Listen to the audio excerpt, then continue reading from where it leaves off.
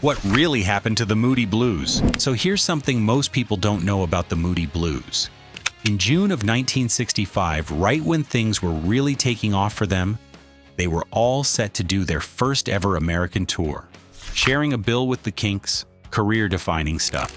And then it fell apart at the last minute because they couldn't get their work permits sorted in time. Just like that, gone. I can't say anymore. And honestly, that little moment kind of sums up the whole Moody Blues story. A band that spent decades being right there, on the edge of the biggest moments in rock history, and yet somehow still ended up being one of the most underrated acts to ever come out of Britain. Let's start from the beginning. The Moody Blues formed in Birmingham in May 1964. 5 young guys chasing the same dream as every other British band at the time.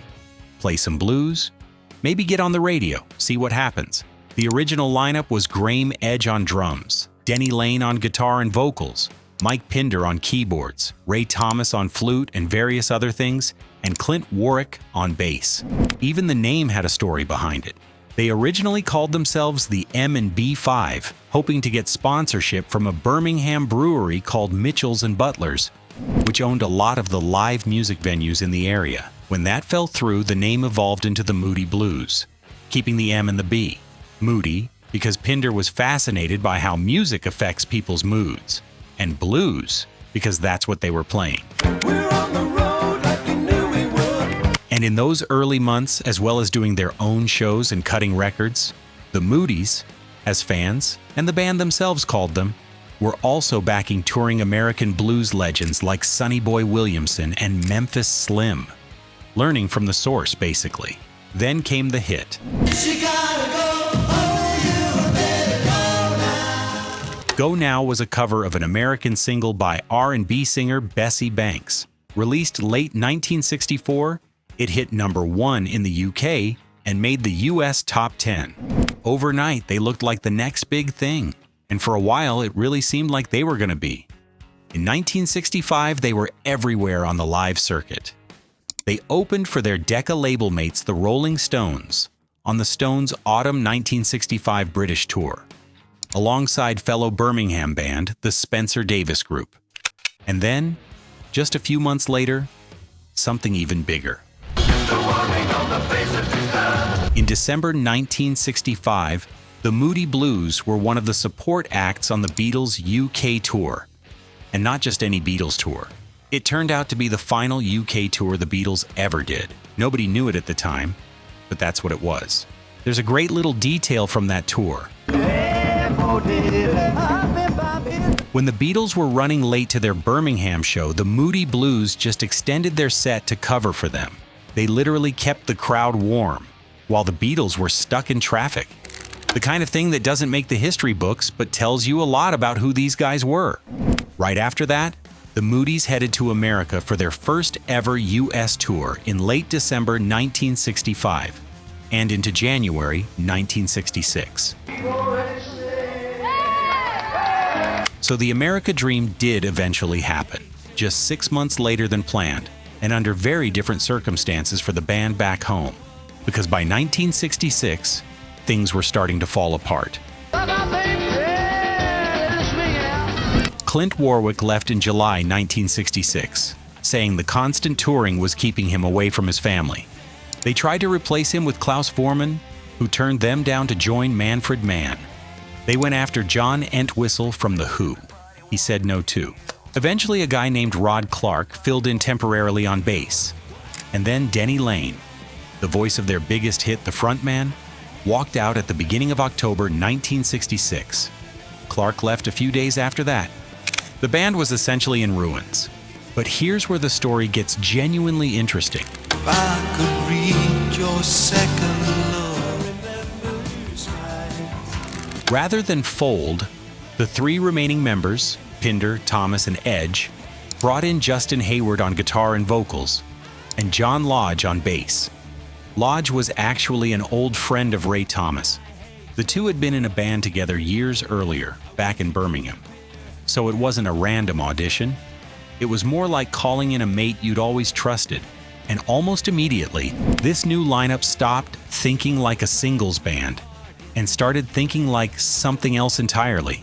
I'm going to introduce you straight away to the one and only, the Moody Blues. Decca Records had recruited the Moody Blues for a specific project. They wanted to demonstrate their new stereo format with a rock version of Dvořák's New World Symphony. The band tried to fulfill that brief, but couldn't make it work. Instead, they convinced the label's producer that what they had was better and delivered a completely original concept album. The Decca executives didn't even find out about the change until after it was finished. That album was Days of Future Past, released in 1967. It fused rock instrumentation with classical arrangements, performed with the London Festival Orchestra, and established the band as pioneers in what would become art rock and progressive rock. A huge part of the sound came down to one instrument, the mellotron. Mike Pinder had previously worked for the company that built it, spending 18 months there as a tester and engineer. He knew that machine inside and out in a way nobody else in rock music did. Pinder later introduced the mellotron to John Lennon and Paul McCartney, and the Beatles went on to use it on Strawberry Fields Forever. The influence was running in both directions.